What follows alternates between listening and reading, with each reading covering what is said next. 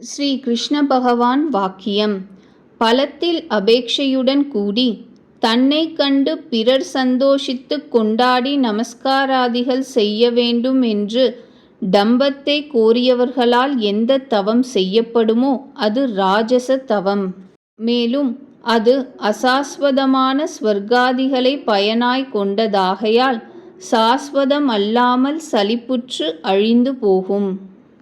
அவிவேகத்தினால் உண்டாகும் துராக்கிரகத்தினாலாவது தன் தேகத்தை பலவிதமாக வருத்தி கொள்வதினாலாவது அந்நியனுடைய நாசத்தின் பொருட்டாவது எந்த தவமானது செய்யப்படுகிறதோ அந்த தவமானது தாமசம் என்று சொல்லப்பட்டு இருக்கின்றது. மூடர்களாவார் விவேகம் இல்லாதவர்கள். மூடர்களினால் உண்டாக்கப்பட்ட பிடிவாதத்தினால் தன்னுடைய சக்தி முதலியவைகளை நிரூபிக்காமல் தன்னை பிடித்து கொள்வதினால் எந்த தபசு செய்யப்படுகிறதோ அது தாமசம் என்று சொல்லப்பட்டது. அர்ஜுனா, ஈஸ்வரார்ப்பணமாக கொடுக்க வேண்டும் என்னும் நிச்சயத்தோடு எந்த தானமானது புண்ணிய தேசத்திலும் புண்ணிய காலத்திலும் பிரதி உபகாரம் செய்ய மாட்டாத வேத சாஸ்திர சம்பன்னர்களாகிய பிரம்ம ஞானிகள் முதலிய தக்கோருக்கு கொடுக்கப்படுகின்றதோ அந்த தானமானது சாத்விகமாக சொல்லப்பட்டு இருக்கின்றது. தானம் கொடுத்தல் கர்த்தவ்யம் என்று எண்ணி உபகாரத்தை கோராமல் பிரசஸ்தமான தேசம் காலம் பாத்திரம் தடஸ்தமானபோது கொடுத்த தானம் சாத்வீக தானம் எனப்படும். தவத்தை பரிகிரகிப்பவன் தன்னையும் எதிரியையும் காப்பவனாக இருக்க வேண்டும். அப்படிப்பட்ட பாத்திரன் எவ்விடத்தில் கோருகின்றானோ அவ்விடத்தில் தானம் கொடுக்க வேண்டும். பிரதி உபகாரத்தை உத்தேசித்தாவது பலனை உத்தேசித்தாவது மன வருத்தத்தோடு எந்த தானம் கொடுக்கப்படுகின்றதோ அது ராஜசம் என்று சொல்லப்படுகிறது. பிரதி உபகாரத்தை உத்தேசித்து என்பதற்கு பிரதி உபகாரம் செய்வதில் அபிப்பிராயத்தை முன்னிட்டு என்று அர்த்தம். இதனால் முன்பு அவனால் செய்யப்பட்டதற்கு பிரதி உபகாரமாக இருக்கிறதென்பதும் வரப்போகிற அவனால் செய்யப்படுகிற பிரதி உபகாரத்திற்கு காரணமாய் இருக்கிறதென்பதும் சுருக்கி சொல்லப்பட்டது. திரவியத்தின் ஆசையினால் கஷ்டப்பட்டு கொடுக்கின்ற புருஷன் நல்ல பாகத்தை தனக்காக நிறுத்தி கொண்டு மற்றைய பாகத்தை அயலாருக்கு கொடுக்கிறான் என்கின்ற அபிப்பிராயத்தினால் அஸ்ரத்தையினாலே கொடுக்கப்பட்டிருப்பதனால் வஸ்து உயர்ந்ததல்ல என்பது நிரூபிக்கப்பட்டது. சுத்தமான தேசத்திலும் காலத்திலும் அயோக்கியர்களின் பொருட்டு பூஜை முதலியவை செய்யாமல் அவமரியாதையோடு எந்த தானம் கொடுக்கப்படுகின்றதோ அது தாமசம் என்று சொல்லப்பட்டு இருக்கின்றது. அதாவது இடமில்லாத இடத்திலும் காலமில்லாத காலத்திலும் அபாத்திரங்களுக்கு எந்த தானம் கொடுக்கப்படுகின்றதோ அதுவும் காலலம்புதல் முதலிய கௌரவங்கள் இல்லாமலும் அவமதிப்புடனும் அதாவது உபச்சார வார்த்தை முதலியன இல்லாமலும் எது கொடுக்கப்படுகிறதோ அது தாமசம் என்று சொல்லப்பட்டது. பிரம்மத்திற்கு ஓம் தத் சத் என 3 வித பெயர்கள் சொல்லப்பட்டு இருக்கின்றன. அவ்வித பெயர்களால் பிராமணர்களும் வேதங்களும் யக்ஞங்களும் ஆதி காலத்தில் சிருஷ்டிக்கப்பட்டனர். ஓம் என்பது பிரம்மத்தினுடைய நாமம் என்று உபனிஷத்தில் பலவிடங்களில் சொல்லப்பட்டு இருக்கின்றது. ஜகத்திற்கு காரணமாயும் ஞானிகளினாலே பார்க்கப்பட்டதாயும் இருக்கின்றதனால் பரபிரம்மம் தத் என்று சொல்லப்படுகின்றது. அழிவற்றதும் உண்மையானதும் உத்தமமானதும் ஆகிய வஸ்து எதுவோ அது பிரம்மம் சத் என்று சொல்லப்படுகின்றது. இந்த பெயர்களை கொண்டு பிரம்மாவினால் பிராமணோத்தமர் வேதம் யக்ஞம் இவைகள் சிருஷ்டிக்கப்பட்டன. ஸ்ரீ ராமானுஜர் அபிப்பிராயம். ஓம் தத் சத் என்கின்ற 3 விதமான சப்தமும் பிரம்மத்தோடு சேர்ந்ததாக இருக்கின்றது. பிரம்மமாவது வேதம். வேதம் என்னும் பதத்தினால் வேதங்களில் சொல்லப்பட்ட கர்மங்கள் சொல்லப்படுகின்றன. அதாவது வேதங்களில் சொல்லப்பட்ட யக்ஞம் முதலிய கர்மங்கள் இந்த 3 வித சப்தங்களோடு சேர்ந்தவைகளாய் இருக்கின்றன.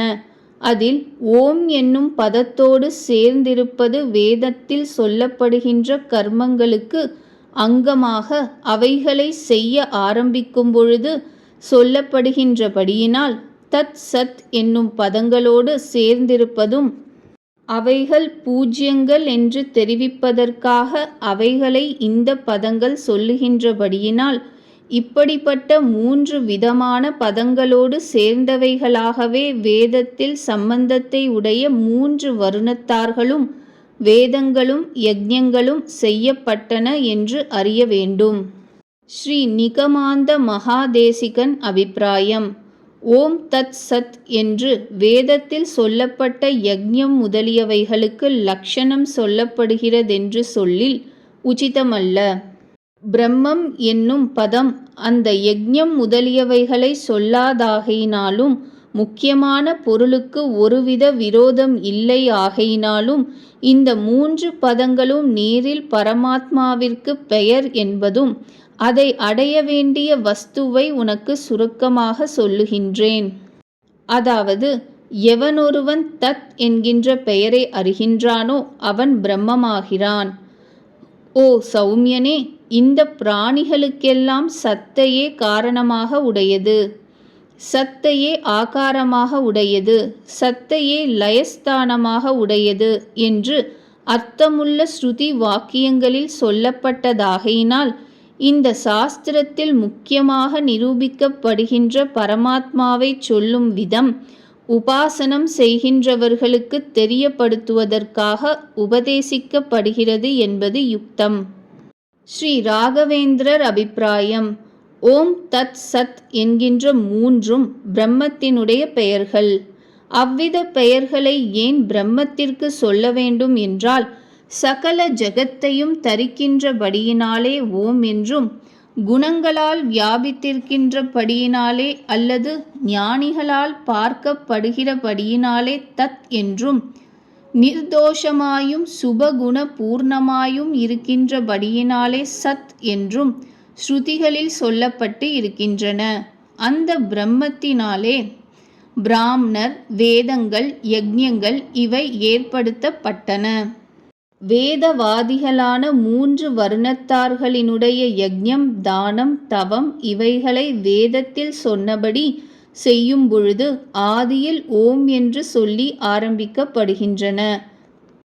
இவ்வாறு வேதங்களுக்கும் வைதிகங்களான யஜ்ஞாதிகளுக்கும் ஓம் என்னும் சப்தத்தோடு அன்வயம் சொல்லப்பட்டது.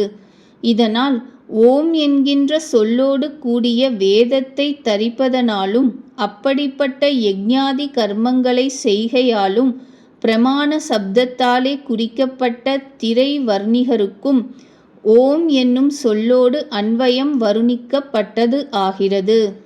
ஸ்ரீ நிகமாந்த மகாதேசிகன் அபிப்பிராயம். யஜ்ஞம், தானம் முதலியவைகள் பிரணவத்தை முன்னிட்டு கொண்டிருக்கின்றன என்பது அவைகளை விதிக்கிற சாஸ்திரங்களினாலே ஏற்பட்டது என்கின்ற அபிப்பிராயத்தினால் ஓம் என்று சொல்வதும், இவ்விடத்தில் வேதாந்த சாஸ்திரத்தை செவ்வனே உணர்ந்தவர்கள் எல்லாவற்றிற்கும் அந்தர்யாமியாகிய பரமாத்மாவை அனுசந்தானம் செய்து கொண்டு அதனால் இந்த கர்மம் அவனுக்கு ஆராதனம் என்று எண்ணிக்கொள்வதற்காக அவ்வாறே மகானாகிய சௌனகர் எப்பொழுதும் கர்மங்களின் முன்னும் பின்னும் பகவானையே நினைக்க வேண்டும் என்று சொல்லியிருக்கிறார். வேதாந்த சாஸ்திரம் தெரியாதவர்களுக்கும் பரமாத்மாவை சொல்லுகிற பதத்தை கூறுவதனால் மங்களம் முதலியவைகள் கிடைக்கிறது என்பது தானாகவே ஏற்பட்டது. ஆகலின் பிரணவத்திற்கு வைதிகங்களான எல்லா வஸ்துக்களுடனும் சம்பந்தம் ஏற்பட்டது.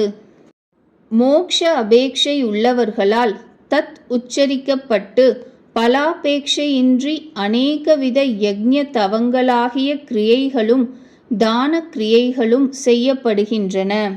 ஏ பார்த்தா, உண்டென்னும் பொருளிலும் யோக்கியம் என்னும் பொருளிலும் சத் என்னும் பதம் உபயோகிக்கப்படுகின்றது. அவ்வாறே மங்களகரமான விவாக காரியங்களிலும் சத் என்னும் சப்தம் பிரயோகிக்கப்படுகின்றது. யாகத்திலும் தபஸிலும் தானத்திலும் நிஷ்டையானது சத் என்பதாக சொல்லப்படுகிறது. அந்த 3 வருணத்தார்களுக்கும் பிரயோஜனத்தை கொடுக்கக்கூடிய கர்மமும் சத் என்பதாகவே சொல்லப்படுகிறது. ஆகையினால் வைதிகர்களாகிய 3 வருணத்தார்களினுடைய யஜ்ஞத்திலும் தபஸிலும் தானத்திலும் நிஷ்டை மங்களகரமாகையால் சத் என்று சொல்லப்படுகிறது. அந்த 3 வருணத்தார்களுக்கும் பிரயோஜனத்தை கொடுக்க கூடியதாகிய யஜ்ஞம் தானம் முதலிய கர்மங்களும் சத் என்றே சொல்லப்படுகின்றன. ஆகையினால் வேதங்களும் வேதத்தில் சொல்லப்படுகிறவர்களும் பிராமணர்கள் என்று சொல்லப்படுகின்ற 3 வருணத்தார்களும் ஓம் தத் சத் என்கின்ற 3 பதங்களோடு சேர்ந்திருப்பதாகிய லட்சணத்தினால் வேதங்கள் அல்லாதவைகளை காட்டினும் வைதீகங்களாகாத கர்மங்களை காட்டினும் வேறுபட்டவைகளாக தெரிந்து கொள்ளத்தக்கவைகள்.